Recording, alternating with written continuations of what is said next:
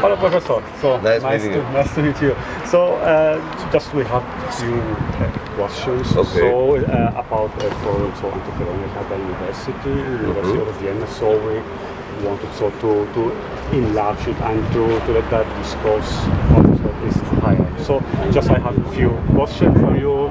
Please. Very respectful.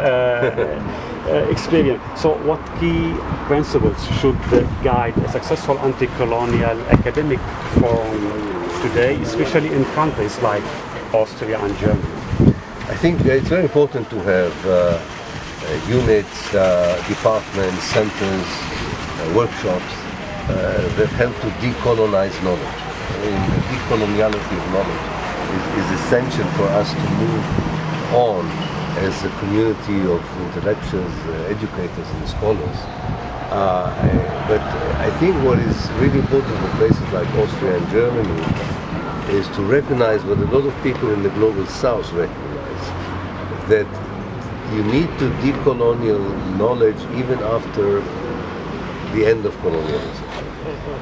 And I think that for that reason, much of the German and Austrian production of knowledge in academia is not really decolonizing knowledge. I mean, it is choosing the issues of decolonization which are consensual, that don't get them into trouble. Okay. If, for example, you include the history of Palestine in a center that researches colonialism and anti-colonialism, then you really decolonize knowledge. Okay. And that is the test. The test is not to decolonize where it's easy to decolonize, you know, to say we want to respect the historical version of the Africans or the colonized people. It's to take the issues that really require your moral integrity, such as Palestine, and then you can begin to have a proper conversation of decoloniality. Okay. So, how can we build sustainable international alliances between activists, scholars, and institutions to amplify anti-colonial knowledge production? Yeah, absolutely. I think we have a problem which is not just about coloniality and so on. It's the ethos of Western academia that you have to be totally objective and unbiased and scientific. And therefore, if you admit that the topic that you're interested in is because of who you are, or because you're an activist, or because you are attracted to it because of moral injustice, the claim was always that would undermine the professional level of your work. In fact, what we learned over the years, that committed scholars produce the best work. The best work. Because A, they are aware that not everything can be neutral. They're very transparent. They tell you where their opinions interfere with what they're doing, and therefore you get a far better quality of work and more reliable, more authentic. Because nobody can be neutral on everything. And that's a certain issue.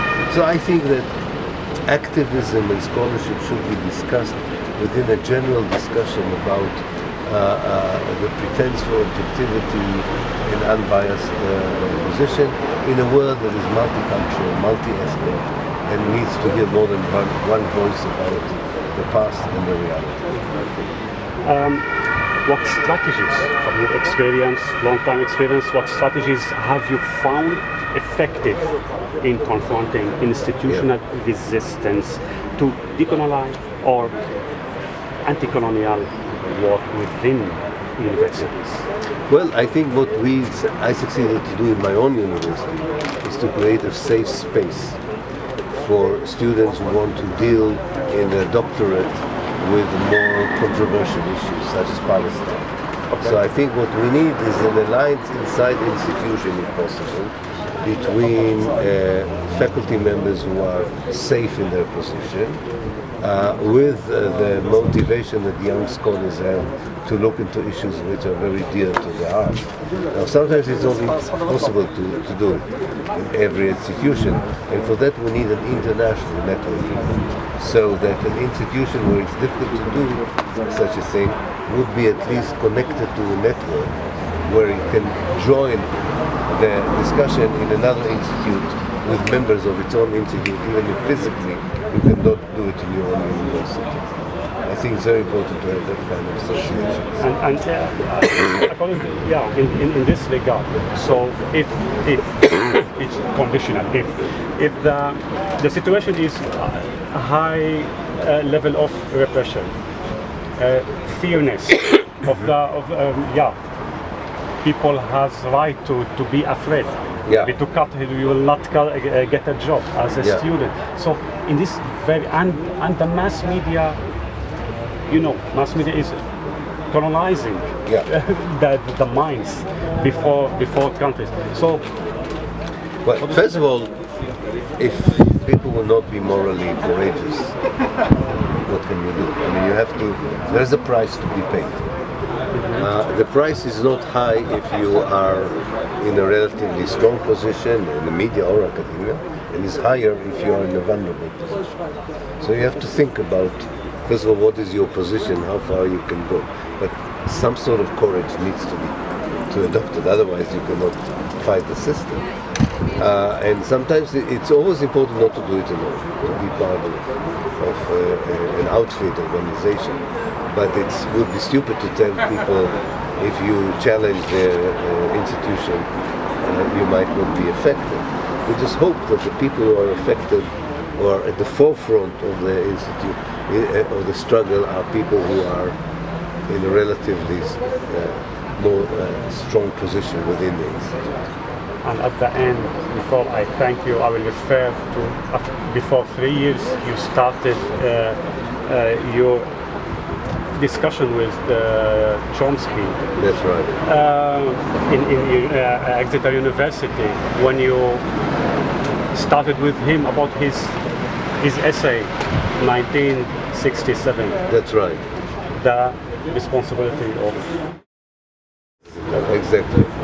This what we have to read before we engage ourselves. It's a very important article that he wrote, and it was called Index at the time. Yeah. And I wrote 2 books with him, and we developed it.